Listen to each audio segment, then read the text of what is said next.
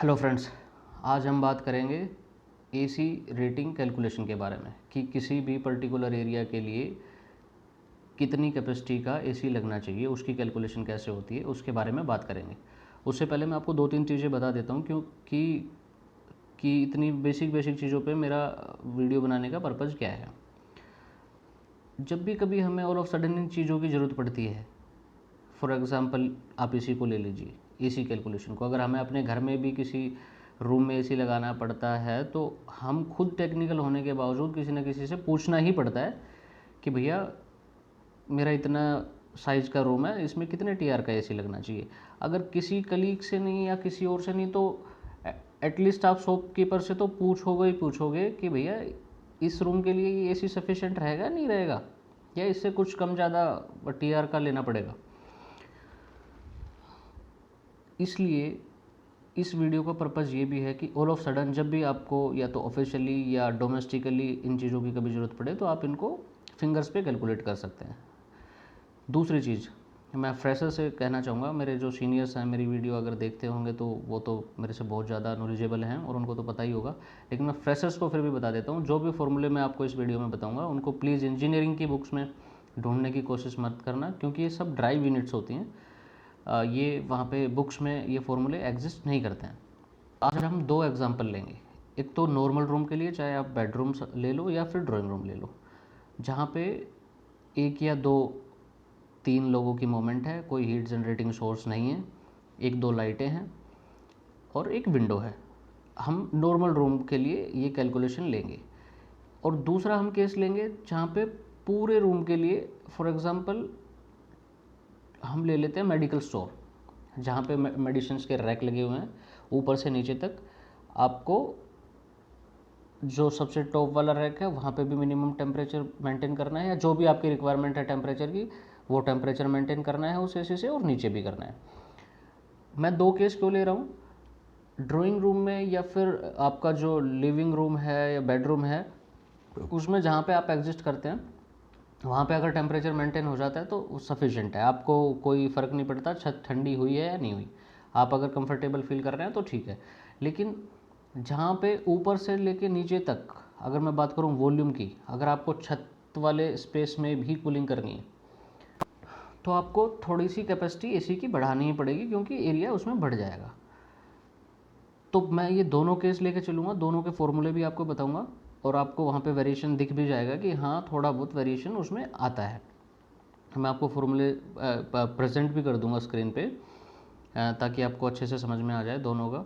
और next video में हम बात करेंगे कि कॉरपोरेट ऑफिस के लिए एचओ की रेटिंग कैसे डिसाइड की जाती है, उनकी कैलकुलेशन क्या होती है, वो भी मैं आपको बताऊंगा कि हीट लोड क्या होता है, क्या क्या पैरामीटर कंसीडर करने पड़ते हैं जब भी किसी एचओ की रेटिंग डिसाइड करते हैं, कैपेसिटी डिसाइड करते हैं। वो सारी चीज़ें भी मैं आपको नेक्स्ट वीडियो में बताऊंगा। अब केवल बात करेंगे स्प्लिट एसी और विंडो एसी के बारे में, विंडो एसी के बारे में। तो चलिए स्टार्ट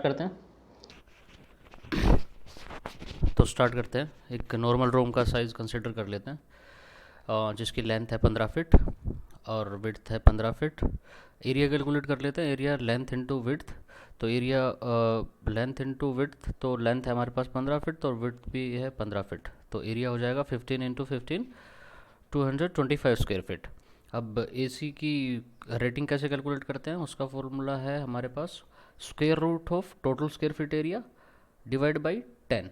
सिंपल, कुछ भी नहीं करना, टोटल स्क्वायर फीट एरिया का स्क्वायर रूट डिवाइड बाई 10।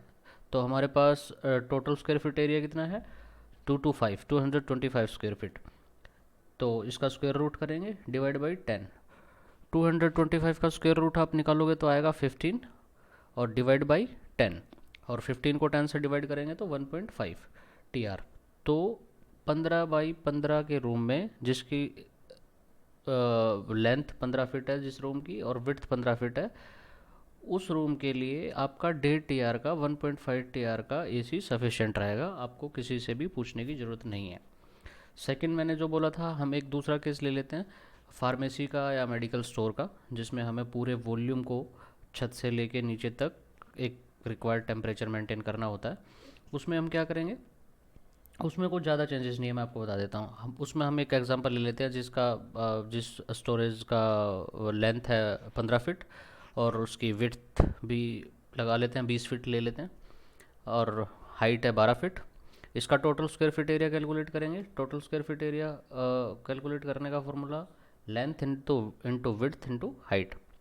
तो हमारा टोटल स्क्वायर फीट एरिया उस रूम का स्टोर का कितना आ जाएगा, 15 × 15 × 12, 2700 square feet area. 2700 square feet area के लिए अब हमें कैलकुलेट करना है कि कितनी कैपेसिटी का एसी लगना है। वो कैसे कैलकुलेट करेंगे, total square feet total square feet area divide by 1000। कुछ भी नहीं करना, जितना आपका टोटल स्क्वायर फीट एरिया है उसको 1000 से डिवाइड कर दो। तो हमारे पास टोटल स्क्वायर फीट एरिया कितना है, 2700 डिवाइड बाई 1000। तो 2700 को 1000 से डिवाइड करेंगे, कितना आएगा, 2.7। तो आप उस पर्टिकुलर एरिया में जिसकी लेंथ 15 फीट, विड्थ 20 फीट और हाइट 12 फीट है, वहाँ पे 2.7 TR का एसी लगा सकते हैं। वो वहाँ के लिए सफिशेंट रहेगा। तो ये थी बिल्कुल simple super calculation of AC rating for any particular area. हम नेक्स्ट वीडियो में बात करेंगे कि किसी कॉर्पोरेट ऑफिस के लिए एचयू की रेटिंग कैसे डिसाइड की जाती है, उसकी क्या क्या कैलकुलेशन होती है, और कौन कौन से पैरामीटर उसमें कंसिडर करने पड़ते हैं। Thank you so much.